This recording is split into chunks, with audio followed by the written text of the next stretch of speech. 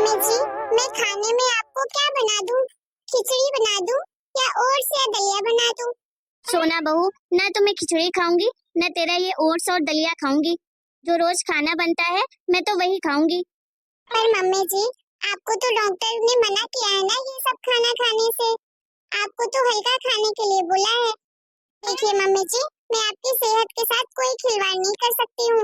आप बताइए, ओट्स बना दूं सब्जी वगैरह डाल के या तो खिचड़ी खा लीजिए? बहू, मुझे दलिया और खिचड़ी से तो बिल्कुल नफरत ही हो गई है। रोज खा खा कर तो मैं बोर हो गई हूँ। ठीक है मम्मी जी, आपको दलिया और खिचड़ी खाने का मन नहीं है तो कोई बात नहीं। मैं आपके लिए ना ओट्स बना देती हूँ। उसमें मसाले डाल दूंगी और सब्जियां डाल दूंगी तो आपको अच्छा लगेगा। और एक पतली सी रोटी दे दूंगी, ठीक है? बस यही खाना है आपको। और हाँ मम्मी जी, आप ये सब ना किसी से बोलिएगा मत, नहीं तो आपके बेटे को पता चला ना तो उल्टा वो मुझे ही सुनाने लगेंगे। अरे बहू, तू टेंशन मत ले, मैं किसी से नहीं कहूंगी। भला मैं क्यों कहूँ किसी को? अपने पैर में कुल्हाड़ी थोड़ी ना मारूंगी। ये कौन आ गया इस वक्त? बहू, जाओ ना देखो कौन आया है। ठीक है मम्मी जी। अरे ऋचा, तुम यहाँ कैसे आई? क्यों यहाँ सोना? मैं यहाँ नहीं आ सकती हूँ क्या? अरे मेरे कहने का मतलब वो नहीं था। ये कैसी बात कर रही है तू? अरे मैं तो तुम्हें अपनी छोटी बहन जैसा प्यार करती हूँ। अरे तुम्हारा जब भी मन करे ना, बेझिझक आ जाया करो यहाँ। चलो, कम से कम मुझे तुम्हारी तो परमिशन मिल गई। बस बची आंटी जी। अब एक बार आंटी जी से भी पूछ लेती हूँ। नमस्ते आंटी जी, कैसी हैं आप? नमस्ते बेटा, सदा खुश रहो। आंटी जी, मुझे आप इस घर में आने की परमिशन नहीं देंगी क्या? क्या मैं इस घर में आ सकती हूँ हमेशा? अरे रिचा बेटा, मैं कौन होती हूँ तुम्हें इस घर में रोकने वाली? अरे तुम्हारा जब भी मन करे बेझिझक आ सकती हो यहाँ। जब भी तुम्हारा इस घर में आने का मन करे तुम तो आ जाया करो। आओ बेटा बैठो, खड़ी क्यों हो? बहू, तुम खड़ी क्यों हो? जाओ चाय नाश्ता लेकर आओ अपनी सहेली के लिए। जी मम्मी जी, अभी लाती हूँ। और बता रिचा बेटा, तुम्हारे घर में सब कैसे हैं? तुम्हारे मम्मी पापा, तुम्हारे दादा दादी, तुम्हारे चाचा चाची, भैया भाभी? आंटी जी, सब लोग अच्छे हैं। बेटा एक बात कहूँ, तू तो पहले कभी आई ही नहीं अपनी सहेली से मिलने के लिए। उसकी शादी को पूरे तो 1.5 साल हो गए, तू इतने सालों के बाद आई है मिलने के लिए। क्या है ना आंटी जी, मैं अपने मम्मी पापा के साथ नहीं रहती थी ना, अपने मामा मामी के यहाँ रहती थी, इसलिए मैं नहीं आ पाती थी। वो दूसरे शहर में है ना। अब मेरी पढ़ाई कंप्लीट हो गई है, इसलिए मैं आ गई हूँ अपने मम्मी पापा के पास। तो आपके यहाँ भी आ गई अपनी सहेली से मिलने के लिए। सोना पता नहीं क्या कर रही है किचन में, अभी तक आई नहीं। अरे बेटा वो चाय नाश्ता बना रही होगी तुम्हारे लिए, इसीलिए थोड़ा टाइम लग गया। आती ही होगी। फालतू में परेशान हो रही है रिचा। आंटी जी, अगर आप बुरा ना माने तो मैं आपके किचन में जा सकती हूँ क्या? जाकर मैं थोड़ी देर बात ही कर लूंगी रिचा से। अरे हाँ हाँ बेटा, इसमें बुरा मानने वाली क्या बात है? जाओ जाओ, मिल लो, बातें कर लो। वैसे आंटी जी, किचन किधर है? मुझे पता नहीं है ना, पहली बार आई हूँ आपके घर। अरे बेटा इधर जाएगी ना तो दाएं मुड़ जाना, बस वहीं पे किचन है। थैंक यू आंटी जी। अरे रिचा बेटा, तुम ठीक तो हो ना? तुम्हें कहीं लगी तो नहीं? अरे नहीं नहीं आंटी जी, मुझे बिल्कुल नहीं लगी, मैं बिल्कुल ठीक हूँ। चलो बढ़िया है। और तू राहुल, देख कर नहीं चल सकता है क्या? इनमें भी तुझे दिखाई नहीं देता? सामने कोई खड़ा है, बस चला जा रहा है। ये बात तो आंटी जी रहने दीजिए। अरे यार, तुम तो बड़े धोखेबाज निकले। अरे मैं तो यहाँ सिर्फ तुमसे मिलने आई थी। ऋचा, ये सब सही नहीं लग रहा है मुझे। अरे तुम यहाँ क्यों आ गई? अगर गलती से भी मेरे घर वालों को पता चल गया ना, तो क्या सोचेंगे वो हमारे बारे में? अरे यार, तुम भी ना कितना डरते हो। ऐसा कुछ नहीं होगा। अच्छा तुम ही बताओ, क्या तुम मेरे से शादी नहीं करोगे? देखो, तुमने मुझसे वादा किया था, ये लंबा लंबा चौड़ा भाषण दिया था कि मैं तो तुम्ही से शादी करूंगा, चाहे कुछ भी हो जाए। फिर तुम इतना डर क्यों रहे हो? अरे जरा सा बात करने में तुमको इतना डर लग रहा है। और इस टाइम पे क्या हो गया तुम्हें? तुम तो मुझे फोन भी नहीं करते हो और मिलने भी नहीं आते हो। अरे यार तुम भी ना। अरे ये सब छोड़ो, तुम तो जाओ अभी, मैं बाद में तुमसे बात करता हूँ। आज शाम को ना पार्क में मिलेंगे, फिर वहीं बैठकर बातें करेंगे, ठीक है? अभी जाओ प्लीज। तुम सच कह रहे हो ना? शाम को आओगे ना मुझसे मिलने के लिए? अरे हाँ ऋचा, पक्का प्रॉमिस, मैं आऊंगा शाम को तुमसे मिलने के लिए। अभी तुम जाओ। ठीक है, मैं अभी तो जा रही हूँ, लेकिन तुम प्रॉमिस कर रहे हो, तोड़ना मत। मैं तुम्हारा पार्क में वेट करूंगी शाम को, ठीक है? जरूर मिलने आना मुझसे। सोना बहू। हाँ मम्मी जी, कहिए। बहू, बुरा मत मानना, एक बात कहनी थी। हाँ बोलिए ना मम्मी जी। सोना बहू, मुझे ना राहुल का और ऋचा का मिलना कुछ अच्छा नहीं लग रहा है।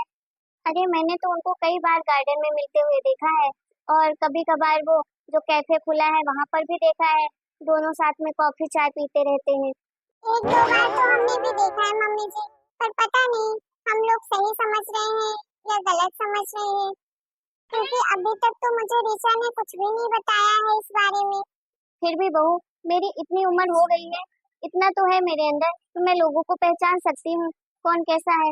इन दोनों के बीच में कुछ ना कुछ जरूर चल रहा है। मम्मी मम्मी आप जो भी सोच रही हैं सही सोच रही हैं। मैं और ऋचा एक दूसरे को बहुत पसंद करते हैं और हम दोनों एक दूसरे से शादी भी करना चाहते हैं। पर बेटा, इतनी जल्दी शादी? तुझे तो पता है हमारे घर के तौर तरीके अलग हैं और उसका रवैया अलग है, उसकी सोच अलग है और हमारे घर परिवार की सोच अलग है। ऐसे में शादी कैसे हो सकती है बेटा? तू तो जानता है बेटा हम लोग कैसे रहते हैं, और उसका पहनावा ओढ़ावा खाने का तरीका सब कुछ अलग है। फिर बेटा वो कैसे एडजस्ट कर पाएगी हमारे घर में? वो हमारे घर के तौर तरीके नहीं सीख पाएगी। अरे मम्मी आप ये कैसी बातें कर रहे हो? मैं कुछ नहीं जानता हूँ। मैं अगर शादी करूंगा सिर्फ और सिर्फ ऋचा से ही करूंगा और किसी से नहीं। मम्मी जी प्लीज मान जाइए ना, अगर देवर जी और ऋचा एक दूसरे को पसंद करते हैं तो फिर इनकी भी बात सुन लीजिए। वैसे मैं ऋचा को जानती हूँ मम्मी जी, आज तक उसने कुछ भी ऐसा गलत नहीं किया है वो बहुत अच्छी लड़की और वो बहुत अच्छे खानदान से भी है, संस्कार भी उसके बहुत अच्छे हैं। ठीक है बहू, अगर तुम कह रही हो तो मैं मान जाती हूँ, मुझे इस रिश्ते से कोई आपत्ति नहीं है। अब तुम्हें तो पसंद ही है ऋचा क्योंकि तुम्हारी सहेली है, और राहुल को भी पसंद है क्योंकि राहुल उससे प्यार ही करता है। फिर भला मुझे क्या एतराज होगा? Thank you mummy. अच्छा ठीक है जल्दी उठो, चलो आप ऋचा के मम्मी पापा से बात कर लो हमारे रिश्ते के लिए। ये बेटा जल्दी उठ जाए, इतनी भी क्या जल्दी है, मिल लेंगे उनसे भी, कल चलेंगे उनके घर मिलने के लिए। ठीक है अभी तू जा, अपनी ऋचा को ये खुशखबरी दे दे कि मैं मान गई हूँ तुम दोनों की शादी के लिए। ठीक है मम्मी। ऋचा और राहुल के शादी के कुछ दिनों बाद। सोना कहाँ हो? इधर आना जरा किचन में। हाँ ऋचा बोलो। सोना जरा मुझे बताना यहाँ किसको क्या पसंद है खाने में? आज मेरी पहली रसोई है ना, और मैं चाहती हूँ कि मैं इतना अच्छा खाना बनाऊँ कि आज के आज मैं सब लोगों का दिल जीत लूँ। अच्छी बात है, चलो ऋचा मैं तुम्हारी हेल्प कर देती हूँ खाना बनाने में। थैंक यू सो मच यार। अरे तू थैंक यू क्यों बोल रही है? अरे तू तो मेरी फ्रेंड है, अब क्या मैं तेरी इतनी भी मदद नहीं कर सकती? बहू आज का खाना तो बहुत अच्छा बना था, तुमने तो सबकी मनपसंद चीजें बनाई थी। अरे राहुल ने बताया था क्या तुम्हें कि ये सारी चीजें हमें बहुत पसंद है? अरे नहीं सासू माँ, मुझे राहुल ने नहीं बताया था, मुझे तो सोना ने बताया है। मुझे तुम्हारी ये बात अच्छी नहीं लगी। हाँ सासू माँ। सोना बहू अब तुम्हारी जेठानी हो गई है, उसे नाम लेकर मत बुलाओ, तुम उसे जेठानी जी या दीदी भी बोल सकती हो ना। अरे नहीं मम्मी जी ऐसी कोई बात नहीं है। अरे ऋचा मुझे नाम लेकर भी बुलाएगी ना तो मुझे कोई प्रॉब्लम नहीं है उससे। तो भी बहू रिश्ते की मर्यादा तो होनी चाहिए ना। पहले तो तुम्हारी सहेली कभी भी आ जाती थी हमारे घर, उस समय तो ये तुम्हारी सहेली थी, लेकिन अब ये तुम्हारी देवरानी हो गई है। सासू माँ आप टेंशन मत लीजिए, मैं अपनी जेठानी को दीदी या जेठानी जी ही कहकर बुलाऊंगी। आज से मैं उनका नाम नहीं लूंगी। तो जेठानी जी आपका ये नया नाम अच्छा लगा ना आपको? सासू माँ मैं ना मॉल जा रही हूँ शॉपिंग करने के लिए, आपकी तरफ से अगर इजाजत हो तो चली जाऊँ? अरे बहू अभी शादी को कितने दिन हुए हैं तुम्हारे? अरे थोड़े दिन बाद चले जाना, अभी जाना जरूरी है क्या? ये सूरज की माँ तुम भी क्या बात कर रही हो? अरे बहू का जाने का मन है तो जाने दो ना। अरे कल भी वही जाएगी, आज भी उसे ही जाना है, तो फिर क्या दिक्कत है, जाने दो। थैंक यू ससुर जी। चलिए जेठानी जी फिर मॉल चलते हैं। मम्मी जी जाऊँ क्या मैं भी साथ में? ठीक है बहू, तुम लोगों का जाने का मन ही है तो भला मैं क्यों रोकूंगी, जाओ लेकिन टाइम से आ जाना। सोना सॉरी जेठानी जी। ये ऋचा तू तो मुझे नाम लेकर ही बोला कर, कोई बात नहीं, मुझे कोई बुरा नहीं लगता है। नहीं भाई मुझे तो जेठानी जी बोलना ही पड़ेगा, नहीं तो मम्मी जी बहुत डांटेंगी। तो मैं कल ड्रेस लाई थी मॉल से, तुमने देखा था ना, आज तो मैं वही पहनूंगी। ऋचा वो ड्रेस मम्मी जी को बिल्कुल अच्छी नहीं लगेगी, हमारे घर में ऐसे कपड़े कोई भी नहीं पहनता है।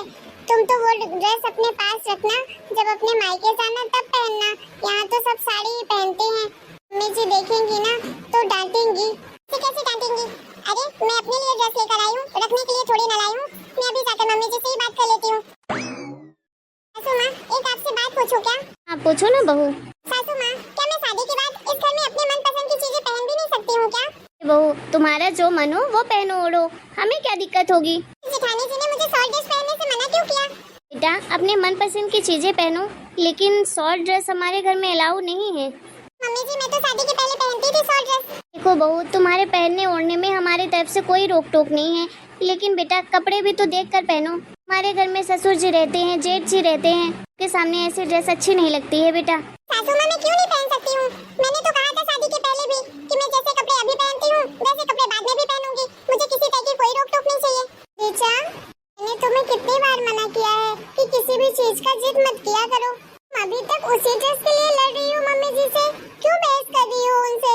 देखो अब तुम शादीशुदा हो, तुम्हें तो अपने घर परिवार की इज्जत का ख्याल रखना पड़ेगा ना। बस बहुत हो गया सोना, इस समय तुम मुझे लेक्चर सुनाती रहती हो, मनमानी करती रहती हो। चुप करो, दोबारा मुझे ये लेक्चर मत सुनाने लगना, मैं तो ऐसे घर में रहना भी नहीं चाहती हूँ। अरे रिचा क्या हुआ तुम्हें? अरे देखो ना राहुल, ये लोग कैसे मेरे ऊपर हुक्म चला रहे हैं। जब से मेरी शादी हुई है तो ये लोग तो मुझे कोई भी अपने मनपसंद की चीज करने ही नहीं देती है, यहाँ तक कि मुझे ड्रेस भी नहीं पहनने देती अपने मनपसंद की। मैं इतनी महंगी ड्रेस लाई थी मॉल से खरीद के और मना कर दी है मुझे पहनने के लिए। तो राहुल मैं इस घर में एक दिन भी नहीं रह सकती हूँ, मैं अभी जा रही हूँ अपनी मम्मी के यहाँ। प्लीज तुम ऐसा मत करो। इन लोगों के साथ तो मैं एक दिन भी नहीं गुजार सकती हूँ, या तो तुम मुझे कहीं दूर लेकर चलो या तो इस घर का बंटवारा करवाओ। मम्मी और भाभी आप क्यों परेशान कर रही हो रिचा को? आप दोनों उसके मनपसंद की चीजें क्यों नहीं करने देती हो? इस चीज में उसके रोक टोक क्यों लगाती हो आप दोनों? ये मत भूलिए ये घर सिर्फ आप दोनों का नहीं है, उसका भी उतना ही हक है जितना आप लोगों का है। अभी तक तो मैं सोच रहा था चलो ठीक है सब कुछ ठीक हो जाएगा धीरे धीरे, लेकिन आप लोग सुधरने का नाम ही नहीं ले रहे हो। ये आप डिसाइड कर लो, या तो मैं इस घर में नहीं रहूंगा, अपनी बीबी को लेकर कहीं दूर चला जाऊंगा, या तो फिर इस घर का बंटवारा करवाइए, मैं अलग रहूंगा। अरे देवर जी कैसी बातें कर रहे हैं? राहुल क्या बकवास कर रहा है तू? इस घर का बंटवारा तो बिल्कुल नहीं होगा, मेरे होते हुए तो कतई नहीं। अगर तुझे रहना है इस घर में तो रह, नहीं रहना है तो अपनी बीवी को लेकर इस घर से निकल जा। अगर तुझे हमारी जरूरत नहीं है तो हमें भी तेरी जरूरत नहीं है, और ये घर मेरा है, जिसको चाहूंगा उसको रखूंगा, जिसको नहीं चाहूंगा नहीं रखूंगा। समझ आई तुझे? पापा जी प्लीज आप शांत हो जाइए, मैं बात करती हूँ देवर जी से। मैंने सोचा था मेरी सहेली इसी घर में आ जाएगी शादी करके तो हम दोनों एक साथ कितने अच्छे से रहेंगे, लेकिन तुमने ये क्या कर दिया रिचा? तुम इसी घर के बेटे को इस घर से अलग करना चाहती हो, और सिर्फ इतनी छोटी सी बात पर। देवर जी आपको क्या हो गया है? मैंने तो आपको कभी नहीं सोचा था कि आप ऐसा करेंगे। अरे जरा सा तो सोचिए मम्मी जी के बारे में, पापा जी के बारे में, उन्हें कितना बुरा लग रहा होगा। माँ बाप से अलग रहना कोई आसान बात नहीं है। अरे कुछ भी होता है ना जिंदगी में, कभी इतनी सी भी प्रॉब्लम आती है ना, सबसे पहले माँ बाप ही याद आते हैं। और रिचा तुम्हें तो इस घर परिवार को जोड़ कर रखना चाहिए, तुम ही इस घर को तोड़ रही हो। अरे शादी के बाद तो हर लड़की को थोड़ा बहुत तो एडजस्ट करना ही पड़ता है ससुराल में। अरे हम जो भी बोलते हैं तुम्हारे भले के लिए बोलते हैं, लेकिन अगर तुम्हें हमारी बात नहीं माननी है तो कोई बात नहीं, अपने मनपसंद की चीजें पहनो, जैसा मन हो वैसा खाओ, जैसा रहना हो वैसा रहो, लेकिन प्लीज इस घर को छोड़कर मत जाओ। तुम समझाओ देवर जी को, हम देवर जी के बिना नहीं रह पाएंगे, खासकर मम्मी पापा तो बिल्कुल ही नहीं रह पाएंगे। एक बेटा तो वैसे भी इतना दूर रहता है कि साल भर में एक बार आते हैं, और ये भी अगर दूर चले जाएंगे तो मम्मी पापा तो जीते जी मर जाएंगे। राहुल हम इस घर को कहीं छोड़कर नहीं जाएंगे।